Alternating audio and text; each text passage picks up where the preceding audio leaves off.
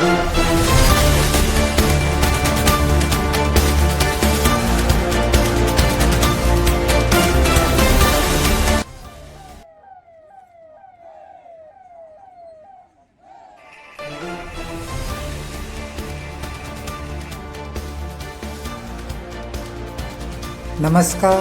आपला आवाज आपला अधिकार. पेठ रास्ता रोको आंदोलन 5 दिवस करून अद्यापही कोणताही मार्ग न निघाल्याने सर्व आदिवासी समाज नाशिक रवाना. करंजाळी, उमराळे आणि नाशिक या पद्धतीने लॉंग मोर्चा निघालेला आहे. समाजाच्या मागण्या, हक्कासाठी लढाई, संघर्ष आपण बघतो. हा एवढा जनसमाज पेठ तालुक्यातील विविध गावातून आक्रोश हा समाज आपल्या हक्काच्या मूलभूत गरजांसाठी संघर्ष करत आहे. यामध्ये सर्व राजकीय पक्षांनी सहभागी होऊन सर्व राजकीय नेत्यांनी पाठिंबा देऊन माननीय JPG गावित यांच्या मार्गदर्शनाखाली लॉंग मोर्चा नाशिक बेधडक मोर्चा नाशिकमध्ये प्रवेश करणार. म्हणून सरकारने याची दखल घेऊन यांच्या मागण्या पूर्ण कराव्या. यांच्या मागण्या एकच आहेत की 7/12 नावावर झाला पाहिजे. मुलांचं शिक्षण, आरोग्य, रास्ता, पाणी अशा विविध मागण्यांसाठी आदिवासी समाज शेवटी भारताचा मूळ निवासी असून त्याला त्याच्या हक्काची लढाई करण्यासाठी आपल्या हक्कांसाठी रस्त्यावर उतरावंच लागलं. आणि याच्यामध्ये संपूर्ण पेठ तालुका नाही तर सुरगाणा, इगतपुरी, कळवण, पालघर अशा विविध भागातून हे सर्व समाज एकत्र येऊन आपली हक्काची लढाई लढत आहे. माननीय JP गावित साहेबांनी सर्व समाजाला एक चांगला संदेश दिलेला आहे का जोपर्यंत 7/12 नावावर होणार नाही तोपर्यंत माघारी नाही. धन्यवाद. सोपान पवार. आंदोलन आम्ही 5 दिवसापासून करतोय. अधिकाऱ्यांना आम्ही तालुक्यातल्या ज्या काही समस्या आहेत त्यांना सांगून पाहतोय, ते काय ऐकायला तयार नाही. सावळ घाट बंद आहे, कोटमीचा घाट बंद आहे. आम्ही त्यांना सांगतोय, ते सांगते पैसे आहेत मग काम का सुरू होत नाही. आता हे तिकडे संपूर्ण आम्ही रस्त्यावर गाड्या बंद केलेल्या आहेत. आमच्यावर जास्ती दिवस बंद केल्यानंतर केशी करतायत. कोटमीचा घाट, सावळ घाट 5 दिवस बंद राहतोय.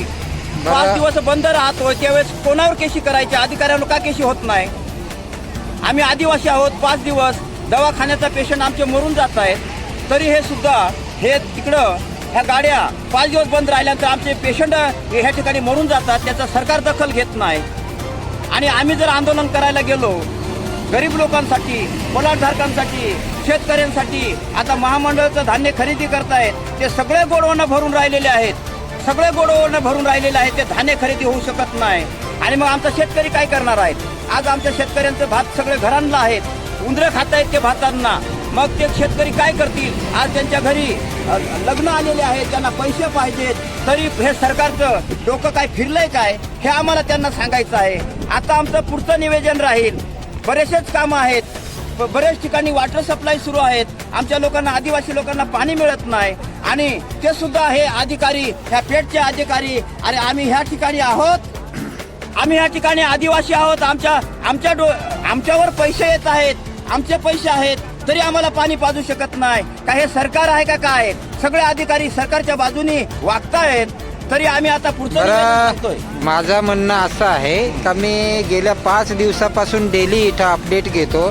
लोकांच्या अडचणी, लोकांच्या समस्या. तर मला सर्वात जास्त मेन मुद्दा समाजाचा दिसून आला का जे प्लॉट धारक आहेत त्यांच्या ज्या जमिनी आहेत, जो आदिवासी मुळातच रहिवासी भारताचा नागरिक आहे, तर त्या लोकांना आतापर्यंत ज्या काही त्यांच्या मूलभूत सुविधा आहेत, जमिनी, सगळ्यात मेन मुद्दा त्यांचा आहे पाणी, आरोग्य आणि जमीन.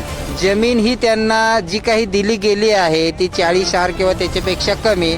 तर याच्यामध्ये जी काही शेतकरी आहेत ते साधारण 5 एकर जमीन कसत असेल तर त्यांना त्याचा 7/12 दिला गेला पाहिजे, असं सर्व समाजाच्या मागण्या आहेत. तर याच्यावर निर्णय काय लागला तुमचा किंवा याच्यावर नियोजन झालं काय ते मला कळलं नाही. आता जे आम्ही पलाटधारक आहोत, जमिनी आम्ही आजापिंजा या ठिकाणी आमचा खपलेला आहे. आजापिंजा खपलेला आहे, परंतु आम्हाला प्रमाणपत्र दिलेलं आहे ह्या सरकारने. आमच्या ताब्यामध्ये 5 एकर आहे. 5 गुंठाचं आम्हाला प्रमाणपत्र मिळालं आहे. आम्ही त्या ठिकाणचे आदिवासी आहोत. जमीन आमची आहे. प्रमाणपत्र आम्हाला दिलेलं आहे 5 गुंठाचा, 10 गुंठाचा. ते आम्हाला चालू शकत नाही. तहसीलदार साहेबांना आम्ही त्या दिवशी विनंती केली, साहेब आमचं नाव या प्रमाणपत्रामध्ये इतर हक्कामध्ये टाकलेलं आहे, ते आमचं इकडं मध्ये नाव आलं पाहिजे. 7/12 जसा जुना आहे तसं नाव आमचं इकडं आलं पाहिजे. आमच्या सगळ्या योजना बंद आहेत. आदिवासी विकासने आमच्या पलाटधारकांवर, प्रमाणपत्रवाल्यांवर भरपूर आम्हाला पैसे दिलेले आहेत, पण त्या पैशाचा उपयोग आमच्या गरीब माणसाला होत नाही. आणि त्याच्यासाठी आमचं नाव, नवरा बायकोचं नाव 7/12 लागलं गेलं पाहिजे. त्याशिवाय आम्ही ह्या रस्त्यावरून उठणार नाही. इथं आता आम्ही पेठमध्ये आहोत. आता नाशिकला आमची तयारी चालू आहे. कलेक्टरकडे चालू आहे. आम्ही मंत्र्याकडे सुद्धा जायला आम्ही तयार आहोत. आता तयारी चाललेली आहे आमची. आणि आम्ही मुंबईला गेल्याशिवाय आम्ही मागं सरणार नाही. आमचा जीव गेला तरी चालेल, पण सरकारला आम्ही सोडणार नाही. अशी आमची हे आम्ही सगळ्यांनी आमचं ठरवलेलं आहे. आणि मित्रांनो, 7/12 करून घेतल्याशिवाय, आमच्या नवरा बायकोच्या नावावर देवशिवाय आम्ही मागं सरू शकणार नाही, अशी आमची मागणी आहे. लाल भावटेकी आमच्या मागण्या मान्य करा. आमच्या मागण्या मान्य करा. अरे कोण म्हणता देणार नाही? अरे कोण म्हणता देणार नाही? लाल भावटेकी. आता आपण बघतो पेठ तालुका गेल्या 5 दिवसापासून जन आंदोलन आहे आणि ह्या आंदोलनाचा उद्देश एकच होता का आदिवासी मूलभूत सुविधा, जे आदिवासी पारंपरिक जीवन जगतात, जे शहर वस्तीमध्ये न राहता खेड्यात राहतात, जंगलात राहतात आणि जंगल संपत्तीचे संरक्षण करतात, वन्य प्राण्यांचे संरक्षण करतात. मग भारताचा मूल निवासी कोण आहे? तर आदिवासी आहे. जो आदिवासी जंगलात राहतो, तर यांच्या अडचणी कोणत्या आहेत? तर यांच्या अडचणी ह्याच आहेत का ज्या जमिनीवर तो स्वतः कसतो त्याला मालकी ताबा किंवा त्याचा 7/12 तयार झाला पाहिजे. दुसरा, आरोग्य हा सगळ्यात मेन प्रश्न आहे. पाणी प्रश्न आहे, शिक्षण आहे. तर ह्या सर्व समाजाच्या ह्या अडचणी आहेत आणि ह्याच मागण्या पूर्ण करण्यासाठी गेल्या 5 दिवस रास्ता रोको आंदोलन केलं, पण अद्यापही सरकारने यांची कुठलीही दखल घेतली नाही. जे काही मिळेल ते खाऊन 5 दिवस रात्र दिवस थंडी गारठ्यात यांनी हे दिवस काढूनही अद्याप कुठल्याही राजकीय नेत्यांनी येऊन इथं त्यांना सात्वन किंवा दिलासा दिलेला नाही. मग मतदानापुरता यांचा वापर होतो का? तर ह्या सर्व गोष्टी समाजाने सुद्धा जाणल्या पाहिजे का आदिवासी फक्त मतदानापुरता जर वापर होत असेल तर आपण सुद्धा कुठं दिशा धरली पाहिजे. आपल्या हक्कासाठी आपण लढाई लढलीच पाहिजे. कोणतंही आंदोलन जे आहे ते शांत स्वरूपात आपण करतो, पण त्याचा खरोखर त्या सरकारी अधिकाऱ्यांनी दखल पण घेतली पाहिजे.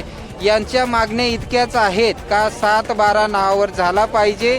जेवढी जमीन आम्ही कसतो तेवढी जमीन आमच्या नावावर झालीच पाहिजे. आमच्या मुलांचं शिक्षणाचा प्रश्न, जिल्हा परिषद शाळा हळूहळू बंद पडला, त्याच्याकडे दुर्लक्ष होतं, तर त्या शाळासुद्धा व्यवस्थित चालू झाल्या पाहिजे. रेशन कार्ड किंवा घरकुल योजना अशा विविध योजना आहेत. सरकारच्या ज्याही योजना आहेत, ज्या शेतकऱ्याला नुकसान भरपाई पडते, ज्या शेतकऱ्याला लेवलीकरण मिळते, ज्या शेतकऱ्याला विहिरीचं प्रकरण मिळतं, मग यांना का नाही? हे सुद्धा भारताचे नागरिक आहेत. पेठ तालुका हा आदिवासी मागासवर्गीय, मग आयुष्यभर यांनी डोक्यावर बाचकेच ठेवायचे का? मोठ्या शेतकऱ्यांना मोठंच करून द्यायचं का? हा मोठा खूप गंभीर प्रश्न आहे. आणि हे सर्व तालुक्यातील मजूर वर्ग आहे आणि यांनी फक्त देशावर जाऊन 3-3 महिने स्थलांतरच राहायचं का? तर तालुक्याचा मोठा गंभीर प्रश्न आहे आणि सर्व राजकीय नेत्यांनी याची दखल घेतली पाहिजे. अन्यथा सांगितल्याप्रमाणे उग्र आंदोलन होण्याची शक्यता आहे. धन्यवाद. सोपान पवार, पेठ.